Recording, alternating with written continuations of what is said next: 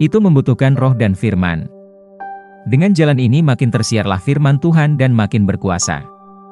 Kisah Para Rasul 19 ayat 20. Bayangkan apabila engkau diundang ke konferensi khusus untuk pelayanan firman, dan engkau melakukan perjalanan yang panjang dan melelahkan untuk sampai ke kota tersebut.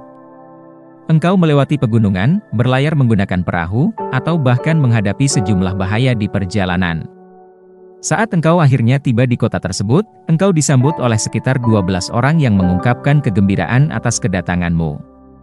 Setelah bercakap-cakap, engkau berkata dengan antusias, "Bagaimana kalau kita melanjutkan ke konferensi?" Dan mereka semua berkata, "Tuan, inilah pertemuannya, hanya kami sebanyak 12 orang di kota ini." Itulah pengalaman Paulus di Efesus. Dia telah mendengar laporan tentang kota ini, tetapi setibanya di sana, dia hanya menemukan 12 murid di sana, meskipun dia berharap untuk bertemu lebih banyak lagi. Paulus mengetahui tantangan yang ada di hadapannya, dan juga mengetahui solusi untuk masalah tersebut. Kita dapat mengetahui dari pertanyaannya dalam Kisah Para Rasul 19 ayat 2, dan jawaban yang diberikan ke-12 murid kepadanya, mereka belum menerima Roh Kudus. Paulus kemudian menjelaskan kepada mereka tentang baptisan Yohanes dan perlunya percaya kepada Yesus Kristus. Setelah mendengar ini, mereka dibaptis dalam nama Tuhan Yesus.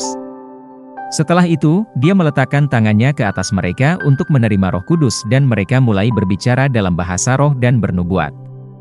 Paulus tahu bahwa ketika mereka menerima Roh Kudus, mereka menjadi giat bagi Injil.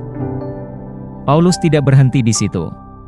Saat mengetahui bahwa mereka telah dibaptis hanya dengan baptisan Yohanes memberinya kejelasan tentang situasi mereka.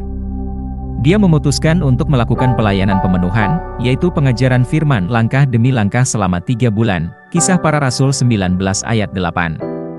Pelajaran penting yang dapat dipelajari dari Paulus adalah bahwa dia tidak berkecil hati meskipun pendengarnya relatif kecil. Dia bekerja dengan ke-12 pria itu, melayani mereka, dan memulai upaya penginjilan di kota, menjangkau baik orang Yahudi maupun bukan Yahudi. Hasil selanjutnya adalah seluruh Efesus dipengaruhi oleh firman Tuhan.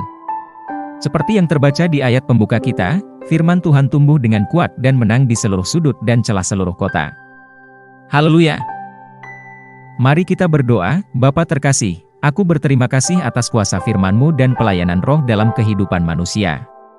Aku berkomitmen untuk memberitakan Injil, membawa firman-Mu ke ujung bumi, mengajar semua bangsa tentang jalan kebenaran, dan mengimpartasikan roh kepada mereka, dalam nama Yesus. Amin. Ayat renungan hari ini terdapat dalam Kisah Para Rasul 20 ayat 32, Zaharia 4 ayat 6. Kami yakin Anda telah diberkati dengan renungan Rhapsody of Realities hari ini. Bagi siapapun Anda yang ingin menjadikan Yesus Kristus sebagai Tuhan dan Juru Selamat bagi hidupmu, silahkan mengucapkan doa berikut ini bersama-sama dengan saya. Ya Tuhan Allah, aku datang kepadamu dalam nama Yesus Kristus. Firman-Mu mengatakan, barang siapa yang berseru kepada nama Tuhan akan diselamatkan. Kisah Para Rasul 2 ayat 21. Aku meminta Yesus masuk dalam hatiku menjadi Tuhan bagi hidupku. Aku telah menerima hidup yang kekal dalam rohku dan sesuai dengan Roma 10 ayat 9, sebab jika kamu mengaku dengan mulutmu bahwa Yesus adalah Tuhan, dan percaya dalam hatimu bahwa Allah telah membangkitkan Dia dari antara orang mati, maka kamu akan diselamatkan.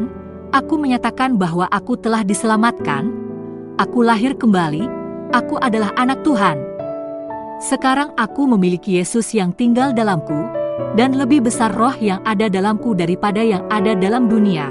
1 Yohanes 4 ayat 4. Saat ini dengan sadar aku berjalan dalam kehidupan yang baru dalam Yesus Kristus.